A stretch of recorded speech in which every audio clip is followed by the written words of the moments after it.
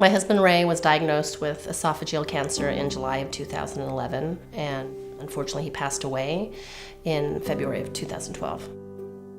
I couldn't continue making the payments on my own there, so the bank did foreclose and we had to move out. Because of the foreclosure, I would have to rent. I knew I wanted to buy. I knew I didn't want to pay someone else's mortgage anymore.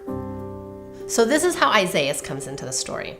Isaiah is someone that Ray and I would use to do all of our rental property work and help us with any of our construction at home. He came over to help me put up shelves, and as he was putting up the shelves, he turned around to tell me that he had had this dream about Ray.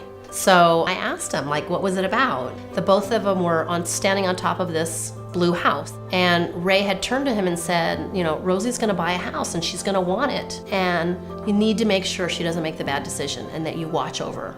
Isaiah turned to him and said, "Why do I have to do that? That's your job." And Ray kind of looked at him and just said, "Because I'm not here anymore, remember?"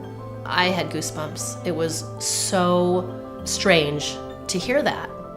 So it'd been a couple years since Isaiah had told me about the dream, and this blue Craftsman came on my email, and so I decided to go look at it.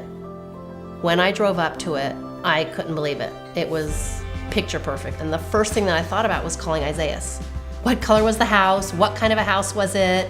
And I told him I found it. It was the blue Craftsman in his dream. It had enough room for me and my family, and I didn't know how I was gonna do it, and before I knew it, in a week, I was in escrow.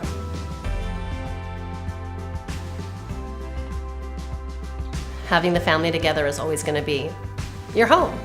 And I think what makes it really special here is we get to do it in our dream house.